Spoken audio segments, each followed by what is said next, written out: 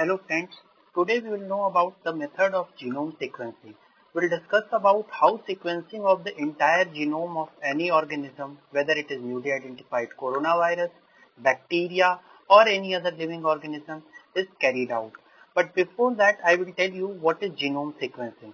So this is simply to find out the sequence or order of DNA nucleotides or bases in a genome of organism.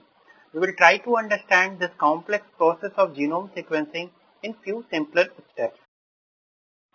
So the first step is mapping.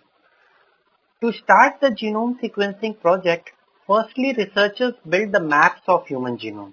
They identified thousands of DNA sequence landmarks that helped them to navigate across the chromosomes. Developing genome maps was necessary preparation for DNA sequencing. These are the maps that serve to orient the geneticists who were hunting for the diseased genes. The project scientists created libraries of clones that span the entire genome. Each of these clones contains the managing a small fragment of human or target DNA that was stored in bacteria. Scientists use these landmarks to tell them what part of the human genome each fragment comes from. This clone-by-clone approach made it possible to double-check the location of each DNA sequence. Next step is building clone libraries. So clone libraries operate the same way that to real library. In most clone libraries, DNA fragments are stored in E. coli. These are the bacteria that live in our intestines. Also, each E. coli cell stores a single segment of human DNA and represent the simple workable library. Clone libraries allow each human DNA fragment to be tracked and these are copied. Next step is subcloning. The clone libraries were prepared using bacterial artificial chromosomes, which is a type of cloning vector. Each of these back clones contains 1 lakh to 2 lakh bases of DNA sequences. The large black clones were used to establish the order of DNA sequences. To sequence the DNA, a smaller size clone was needed. The project scientists cut the large back clones into a smaller fragment of about 2000 bases. These smaller fragments were typically stored in viruses called phage or bacteriophage that can infect E. coli cells. Next step is E. coli storage. E. coli cells containing fragments of human DNA or any other type of DNA that can be it can be stored in deep freezers for indefinitely for a longer period of time. When scientists need to retrieve this DNA from the library, they simply revive the cells by bringing them back up to 37 degrees Celsius, and these E. coli cells act as a copier producing many copies of human DNA sequence or any target sequence that they are containing.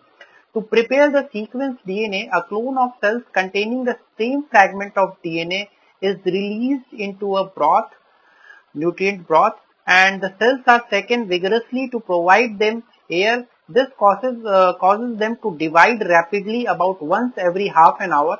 After incubating them for just a single night, these broths can contain a billions of E. coli cells and thus containing billions of copies of particular human or target DNA fragment. Next step is to prepare DNA for sequencing reactions. Next day, E. coli cells are broken down to release their DNA. The human DNA or target DNA are separated from their cell debris and washed clean. Now there are enough copies of DNA fragments to set up the sequencing reaction. Then comes sequencing reactions. DNA sequencing reactions involves 4 main components or ingredients. That is a template DNA copied by E. coli, free nitrogenous bases that are building blocks of DNA, that is your A, T, G, C component, short pieces of DNA, that is a primer, and DNA polymerase enzyme that copies the DNA. The chemical reaction or process that make DNA in test tube is same as it happens in living cells. Both relies on DNA polymerase, and in both cases DNA strand have 5' and 3' strand in the beginning and end of DNA fragment respectively. The DNA strand can only grow from 3' ends, making DNA in cells and test tube. Both depend on complementary base pairing. The building blocks on opposite strands of DNA pair specifically. A always pairs with T and C always pairs with G. The primer sequence binds to its complementary sequence on the template DNA. Free bases that match the template sequence can attach to the new strand growing at 3' end. These bases in the solution have fluorescent dyes attached to them. When a dye bearing the base attaches to the growing strand, it stops the new DNA strand from growing any further. A different color dye attaches to each 4 different bases. Now we will look at the product of sequencing reaction. A completed sequencing reaction contains an area of colored DNA fragments. The shortest fragment correspond to the primer linked with one dye colored base, and the longest fragments are usually between 500 to 800 bases long depending on the sequencing method in use. The products of sequencing reactions are fed into an automated DNA sequencer machine that are increasingly sophisticated during the past few decades. They can run more samples, process them more quickly, and are easier to operate. After getting the products of sequencing reaction, next is to separate the sequencing products. The DNA molecules that are produced during the sequencing reaction are separated from each other by a process called electrophoresis. DNA molecules are negatively charged and sequencing machine sets up an electric field. All the DNA moves through a porous gel towards the positive electrode.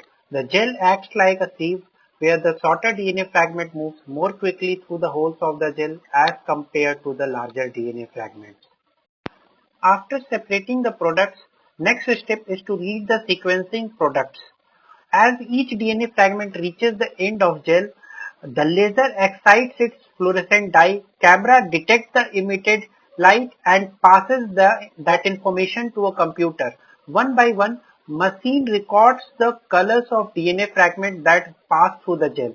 A single sequencing reaction can reveal the order of several hundred DNA bases. And finally, the last step is assembling of the results.